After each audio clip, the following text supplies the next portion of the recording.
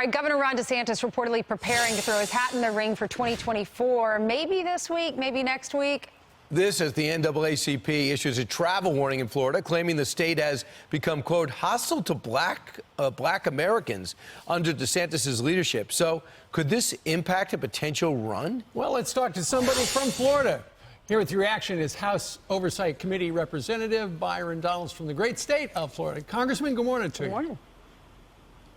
Good morning, guys. How are you? I'm doing okay. Let us read just a little bit of this travel advisory from the NAACP. They say, under the leadership of Governor DeSantis, the state of Florida has become hostile to black Americans and in direct conflict with the democratic ideals that our union was founded upon.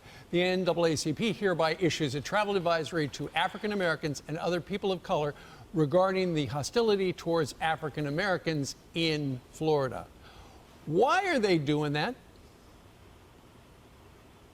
I have no idea. When I read this is just really stupid. It doesn't make any sense. Look, I've lived in Florida since 1996 after I graduated high school.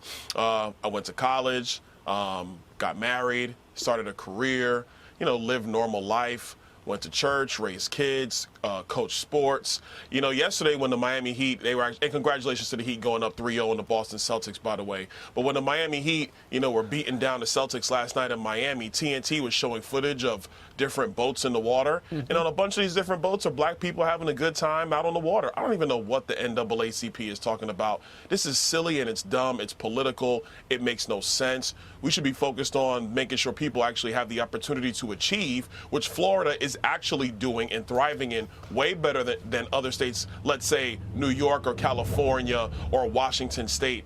We're doing a significantly better job helping black Americans succeed. And it's not just about me, it's about all the millions of black people that live in our state.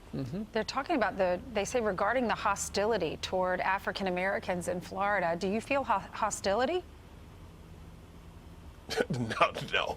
Again, this is so dumb. I don't even know what we're talking about, man. The only hostility I feel is this inflation hitting my pocketbook. I'll tell you that.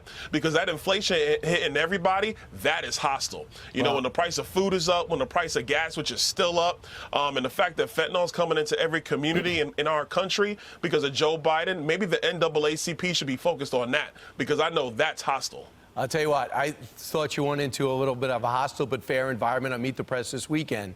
You did great. But I've seen you on all different types of channels. I do want you to take a look. This is a little of the exchange between you and Chuck Todd over the debt ceiling, his view and your reality. But there's one more thing House Republicans are asking for, which is they want fewer IRS agents. I have never understood the resistance of extra IRS agents unless you knowingly cheat on your taxes. First of all, that's salacious. The Republican Party is concerned about is having IRS agents go after middle-class families and small business owners. When you have that many more agents, so if you're paying what you're supposed to pay, then you should have nothing to fear. You would make the assumption that IRS audits are up, that they're putting out more liens on the American people. That's not true. That data is not there. All Joe Biden's trying to do is find every possible nickel out of every couch from every American to pay for his radical spending. And he was just astounded that he says that if you pay your taxes, it's no problem. Does he ever deal with the IRS on a regular basis? Well, I don't know. Maybe the IRS is auditing Chuck, and maybe he is, maybe he's not. I don't know. That's his personal business. Definitely not mine. I don't want to be involved. Look, at the end of the day, when it comes to the debt ceiling, Joe Biden doesn't want to cut any spending. He wants to continue his radical, out-of-control spending. It will be $54 trillion in debt if Joe Biden has his way. $54 trillion in a decade. We're trying to stop that, get back to pre-COVID spending levels. It's common sense stuff. That's where I think most Americans actually want to be. Right. And the last piece I'll say on debt ceiling, it is ridiculous that Joe Biden still doesn't have a plan or a strategy, and he's known about this for months. It's outrageous. And he's finally back from Japan, and he's going to sit down with the speaker later today. Congressman, before you go, I want to ask you a little bit about the state of the race. It sounds as if Ron DeSantis, the governor of your state, could file the paperwork on Thursday, it has been reported, and then later today in North Charleston, Tim Scott's in. How do you look at by the end of the week, there could be 8 Republicans now running for the nomination. How do you look at the state of the race? Well, look, a crowded race, a crowded field favors Donald Trump. Let's just be very honest. In some respects, it's reminiscent of 2016 when he has a block of voters that stay with him and everybody else is starting to take chunks of voters, and then he runs away with the nomination. It's going to be a very difficult race for the other 6 or 7 or 8 people trying to get the nomination, because one thing is becoming very clear is Republican voters want to see Donald Trump back in the White House. He did the job once. They want to see him do it again.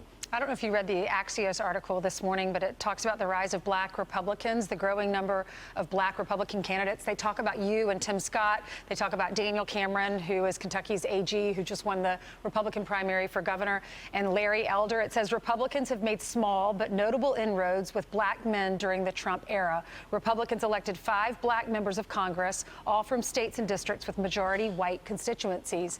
What do you think the future looks like when it comes to African Americans voting more for the Republicans? Oh, I think that's going to continue, especially with black men. And one of the reasons why is because of black men in America.